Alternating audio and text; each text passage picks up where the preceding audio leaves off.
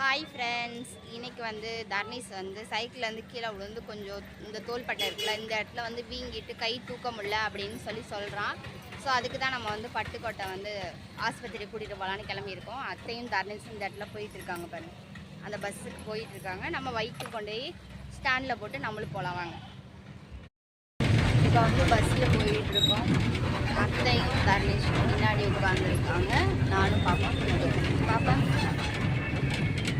சரி வாங்க, போயிட்டு என்ன சொல்கிறாங்க, என்ன பண்ணுறாங்கன்னு பார்ப்போம். அதனால் இன்றைக்கி ஸ்கூலுக்கு போகல. மிஸ்ஸுக்கு ஃபோன் பண்ணி தனுஷ் உடம்பு சரியில்லை, நாளைக்கு வருவோம் அப்படின்னு சொல்லி ஹாஸ்பிட்டலுக்கு போகிறோம் அப்படின்னு வந்து சொல்லிவிட்டு இப்போ நாங்கள் போயிட்டுருக்கோம். பஸ்ஸில் பட்டுக்கோட்டை போகிறோம். சரி வாங்க போவோம். கை பிடிச்சிருக்காங்களே, இந்த கை இல்லை, அந்த கையை பாருங்கள் அசைக்காமல் அப்படியே வச்சுருங்க. அந்த கை தான் இது பண்ணுறது. இப்போ நம்ம எங்கே வந்திருக்கோம் அப்படின்னா சீனிவாசன் டாக்டர்கிட்ட தான் வந்திருக்கோம். பாருங்கள், எலும்பு சம்மந்தப்பட்டவங்களாம் அதான் பார்ப்பாங்க. எலும்பு சதை எல்லாம் அவர் தான் பார்ப்பாராம். இப்போ அதுக்கு தான் நம்ம போயிட்டுருக்கோம். அந்த கையை அசைக்கவே மாட்டுறாங்க பாருங்களேன். சரி வாதியா தியா, ஏய்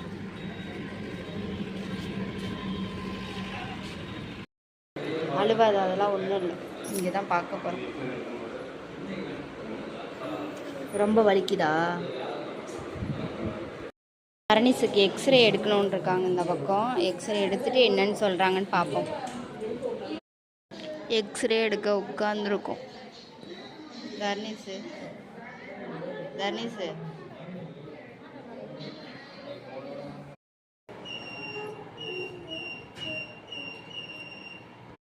தர்னீஸுக்கு எக்ஸ்ரே எடுத்தாச்சு. இதில் என்ன பார்த்துட்டு சொல்கிறாங்கன்னு தெரியலை.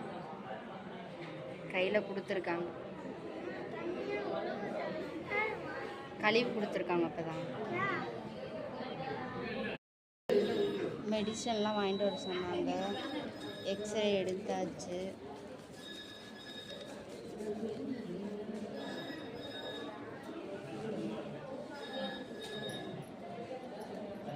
இது வந்து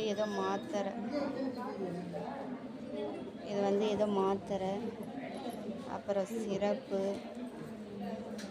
அப்புறம் ஏதோ பேண்டேஜ்லாம் கொடுத்துருக்காங்க. பேண்டேஜு,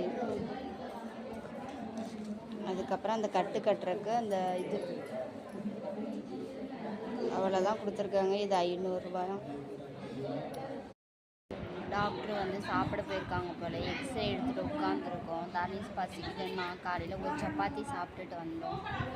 அதுக்கப்புறம் இப்போ உட்காந்துருக்கோம். இப்போ டீ பிஸ்கெட்லாம் சாப்பிட்டுட்டு வந்து உட்காந்துருக்கோம். டாக்டர் உள்ளே வந்தாருன்னா பார்த்துட்டு போகலாம். பார்த்துட்டு என்ன சொல்கிறாங்கன்னு பார்த்துட்டு கிளம்பலாம்.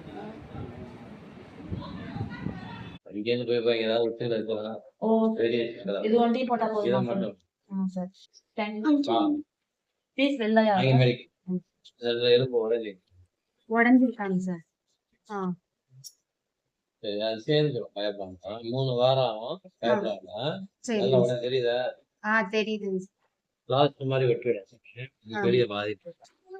கையை காட்டு. ஒண்ணும் பண்ண மாட்டேன். நான் ஒண்ணும் பண்ணல.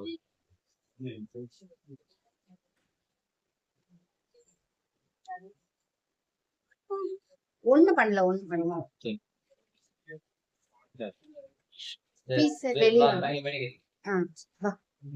பொறுமையா மெதுவா வா.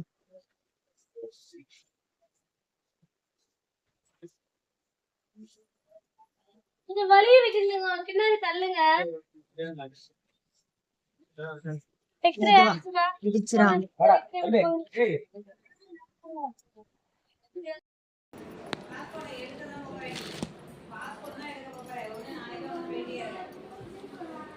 ஊசி எல்லாம் போடலவா?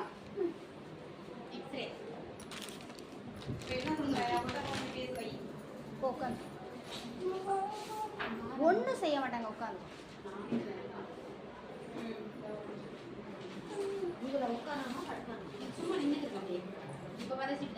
ஆமாம். மறுபடியும் எப்போ வரணும்னு சொல்லுங்க.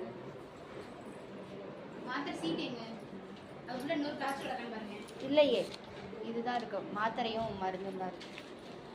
இன்னொரு சின்ன சீட்டு அதுக்குள்ளே இருக்கு மருந்து. 2 பிளாஸ்டிக் பில் போட்டுருக்காங்க. ஒரு பிளாஸ்டிக் தான் வச்சிருக்காங்க.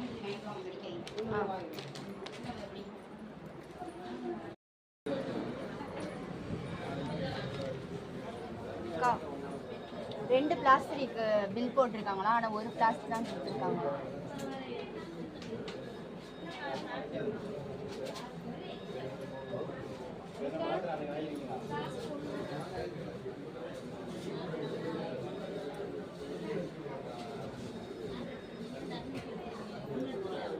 ஒன்று தான் எடுத்து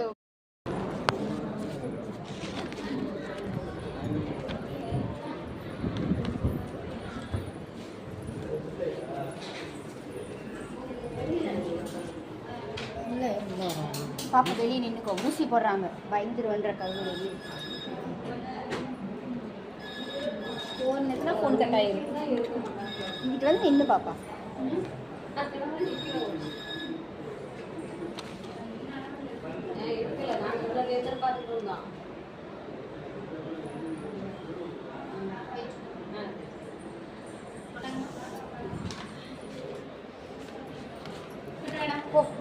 ஒண்ணு செய்ய மாட்டாங்க, ஒட்ட தான் போறாங்க.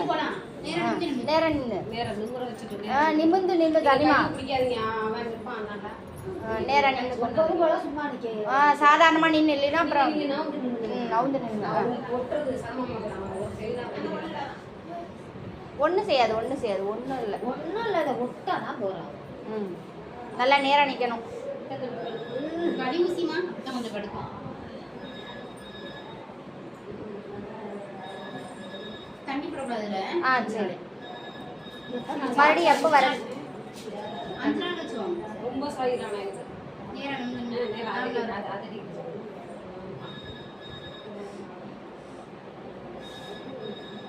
உடஞ்சிருக்குன்னு சொல்லிட்டாங்க. உடஞ்சுதான் இருக்கு நல்லா. இந்த தொட்டியில் கை போட்டு தான் இருக்கணும். சரியா? ஒன்று சரியா நிற்காத, நேரம் நின்று நேரம் ரேஷ்மா நார்மலாரு நிமிடா. ஏன் ஒன்று சரியா நிற்கிறேன்? நேரம் நின்று நிற்க முடியலையா, வலிக்கி தான். கை மட நெஞ்ச நினச்சி வைக்க. தொட்டியில் போட்டே வச்சுக்கோங்க. சரி. ஒன்றும் இல்லை, ஒன்றும் இல்லை.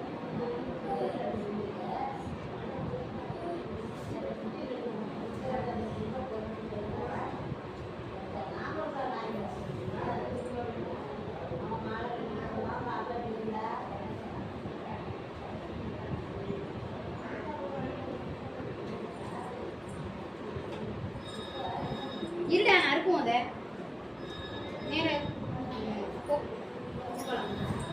மறுபடியும் 5 நாள் கழிச்சு வரணுங்களா? சரி, 5 நாள் கழிச்சு 6ஆம் நாள் வரணுமா? 5ஆம் நாள் வரணும். 5 நாள் முடிஞ்சு 6ஆம் நாள் தான் வரணும். தரணிஸ்க்கு கட்டு போட்டு அமுச்சிட்டாங்க. சரி வாங்க அப்படியே கிளம்பலாம். நம்ம இந்த பக்கம் துணியை போட்டுக்கோ, துண்டை போட்டு. சரி வா போகலாம். ஓகே ஃப்ரெண்ட்ஸ், நம்ம வந்து ஹாஸ்பிட்டல்லாம் போயிட்டு வந்தாச்சு. அவங்க வந்து எக்ஸ்ரே எடுக்க சொன்னாங்க. எக்ஸ்ரேயும் எடுத்தாச்சு. எடுத்ததில் அவங்க வந்து இங்கே வர்றதில்ல, இந்த எலும்பு வந்து லைட்டாக வந்து உடஞ்சிருச்சு அப்படின்னு வந்து டாக்டர் சொல்லிட்டாங்க. போய் பார்க்கவுமே தர்னிஸை வந்து உடஞ்சிருச்சுன்னு சொல்லியிருக்காங்க. எந்த இடத்துலன்னு கரெக்டாக வந்து சொல்லவா உங்களுக்கு தெரியுதா தெரியலையா? இந்த இடத்துல எலும்பு வருது இல்லையா, இந்த இடத்துல வர்ற எலும்பில் லைட்டாக வந்து இதாக இருக்குது அப்படின்னு வந்து சொல்லியிருக்காங்க. அதனால் வந்து எடுத்துகிட்டு நாங்கள் வந்து வீட்டுக்கு வந்தாச்சு. தர்னிஸ்க்கு வந்து இந்த மாவு கட்டெல்லாம் போடுவாங்கள்ல, அந்த மாதிரி வந்து எதுவும் போடலை. அதுக்காக தான் அந்த பேண்டேஜ் வந்து போட்டிருக்காங்களாம். சின்ன பையனால் எலும்பு வந்து சீக்கிரம் வந்து ஜாயிண்ட் ஆகி வந்துடும் அப்படின்னு வந்து சொல்லி தான் அந்த பேண்டேஜ் வந்து 1க்கு 2 பேண்டேஜாக வந்து ஒட்டியிருக்காங்க. அவன் வந்து நான் வந்து என்ன சொன்னேன்னா, முதல்ல காலையில் எந்திரிக்கமே சொன்னேன், தர்னிஸு பல்ல வேலைக்கு காலைல ஸ்கூலுக்கெல்லாம் கிளம்புடா அப்படின்னு வந்து சொன்னேன். சொல்லிவிட்டு நான் வந்து வீட்டுக்குள்ளே வந்து வேலையெல்லாம் பார்த்துட்டு காப்பியெல்லாம் வச்சு கொடுத்துட்டு சுடு தண்ணி வந்து வீட்டுக்குள்ளே போடலாம் அப்படின்னு கேஸில். ஏன்னா நேற்று நைட்டு வந்து மழை பெஞ்சிச்சு, வெளியே அடுப்பில் வந்து சுடு தண்ணி போட முடியாது, விறகெல்லாம் ஈரமாக இருக்கனால போட முடியாதுன்றனால நான் வந்து உள்ளே கேஸில் வந்து சுடு தண்ணி போடலான்னு உள்ளே போட்டுருந்தேன். அத்தை வந்து இந்த இடத்துல வந்து பாத்திரம் கழுவிட்டு இருந்தாங்க. அவன் இப்படி வரேன்னு இந்த இடத்துல வந்து நல்லா பாசி பிடிச்சி கிடக்கும். அந்த இடத்துல வந்து சைக்கிளை போட்டுட்டு அப்படியே சாஞ்சு உளுந்து அம்மானு கத்தனான். அப்புறம் வந்து பார்த்தா எந்திரிக்காமல் அப்படியே படுத்தே கிடந்தான். படுத்துருக்கோம். அப்புறம் நானும் எங்கள் அத்தையும் சைக்கிளை நான் எடுத்து, அப்புறம் எங்கள் அத்தையை இப்போ மெதுவாக பிடிச்சி கையை இழுக்காதேன்னா அப்புறம் பொறுமையாக தூக்கி கழுவி விட்டு காலையில் சுடு தண்ணி வச்சதுக்கு ஸ்கூலுக்கு வச்சது எப்படி குளிக்க வைக்கிற மாதிரி ஆச்சு. குளிக்க வச்சுட்டு சரி ஹாஸ்பிட்டலுக்கு போய் பார்ப்போம், என்னாச்சு என்னன்னு கேட்போம். சின்ன பையன் ஒன்றும் இப்போ நம்மளாக இருந்தால் அந்த வழியெலாம் தாங்கிட்டு சரி பொறுமையாக பார்ப்போம் என்னதுன்னு பக்கத்துலலாம் போய் நீவி பார்ப்போம்லாம் சொல்லுவோம். சரி சின்ன பையனுக்கு என்னத்தை பண்ணுறது அப்படின்ட்டு நாங்கள் வந்து சீனிவாசன் ஹாஸ்பிட்டலுக்கு தான் போனோம் பட்டுக்கோட்டையில். அங்கே போயிட்டு காமிச்சிட்டு 12 மணிக்கெலாம் முடிஞ்சிருச்சு வேலை. அப்புறம் 12 மணிக்கு அவர் சாப்பிட போயிட்டு 2 மணிக்கு தான் வந்தார். மறுபடியும் 2 மணிக்கு வரவும் கூட்டமாயிருச்சு. நாங்கள் வந்து எத்தனாவது டோக்கன்னா 52வது டோக்கனில் இருந்தோம். அப்புறம் இவன் அழுகிறத பார்த்து ஒரு சிஸ்டரை நான் வந்து ரொம்ப அழுகுறான், தாங்க முடியல கைவலி, கொஞ்சம் சொல்லி உள்ளே விடுங்க அப்படின்னோம். சரி நீங்கள் போய் பாருங்கள், இப்போ குழந்த தானே நீங்கள் உள்ளே போய் பாருங்கள் அப்படின்னு டக்குன்னு உள்ளே போயிட்டு பார்த்துட்டு அப்புறம் பேண்டேஜ்லாம் ஒட்டிட்டு வீட்டுக்கு வந்துட்டோம். வீட்டுக்கு வந்தாச்சு. இனிமேல் தர்ணீஸோட டீச்சருக்கு வந்து நான் காலைல என்ன சொன்னேன், தர்ணீஸுக்கு வந்து உடம்பு சரியில்லை, ஹாஸ்பிட்டல் போயிட்டு வரவங்க டீச்சர், அதனால் இன்றைக்கி வரமாட்டான் அப்படின்னு தான் வந்து சொன்னேன்.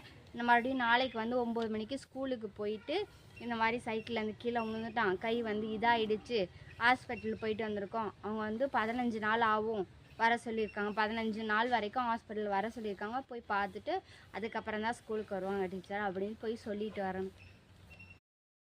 செல்வா எங்களை திட்டாத பேச்சில் என்னடி பிள்ளைய பார்த்துக்கிறீங்க, கை ஒடிஞ்சிற அளவுக்கு என்னடி பிள்ளைய பார்த்துக்கிட்டீங்க அப்படின்னு.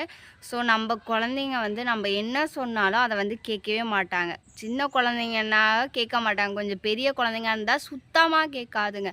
தர்ணீஸுக்கிட்ட நான் சொல்லுவேன், கத்திக்கிட்டே இருப்பேன். எங்கள் அத்தை திட்டுவாங்க, ஏன் தான் அப்படி வீட்டில் வந்து பேயை கத்துற மாதிரி கத்துற அப்படின்லாம் திட்டுவாங்க. எங்கள் அத்தை கத்தாத அலறாத செல்வாவே திட்டுவார், ஏன் அலற பைத்திய மாதிரி அப்படின்லாம் சொல்லுவார்.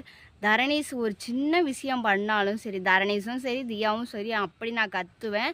ஏன் கத்துறேன்னு 2 பேருமே எங்கள் அத்தையும் கேட்பாங்க, எங்கள் செல்வாவும் வந்து கேட்பாங்க. அந்த மாதிரி இருக்கையில் நம்ம குழந்தைங்க வந்து நம்ம தான் பார்த்துக்கணும். தரணீஸில் நான் சொன்னேன், தரணீஸு வேணாம் தரணீஸ் இது பண்ணாலும் நான் சொல்லிடுவேன், வேணாம் தரணீஸ். ஆனால் அவன் கேட்கவே மாட்டான். எது நம்ம வேணான்னு சொல்கிறோமோ அதுதான் அவன் வேணும் அப்படின்னு சொல்லிட்டு செய்வான். ஸோ நீங்களும் உங்கள் குழந்தைய பத்திரமா பார்த்துக்கோங்க. நானும் தியாவும் இது வந்து எனக்கு ஒரு பாடமாக இருக்கும்னு நினைக்கிறேன். தரணீஸ் தியாவை நான் இனிமேல் கொஞ்சம் கேர் எடுத்ததை விட இன்னும் கொஞ்சம் அதிகமாக பிள்ளைங்க தான் விளையாடுது அப்படின்னு அசால்ட்டாக இருக்காமல் போய் ஒவ்வொரு தடவைக்கு 2 தடவைக்கு வந்து பார்த்துக்கணும். விளையாட நம்ம இதில் வந்து பார்த்து வச்சுக்கணும். என்ன தான் இது பண்ணாலும் அந்த இதுங்க வந்து செல்வாவே வந்து 5வது 6வது படிக்கல என்ன பண்ணார்னா பாலத்தில், அதை நம்ம பாலம் இருக்குல்ல அந்த பாலத்துலேருந்து கீழே குதிக்கிறேன்னு குதித்து செல்வாக்கும் இந்த இடத்துல கம்பி குத்தி அப்படியே வெளியெல்லாம் வந்திருக்கு, கையெல்லாம் வந்து ஒடிஞ்சிருக்கு.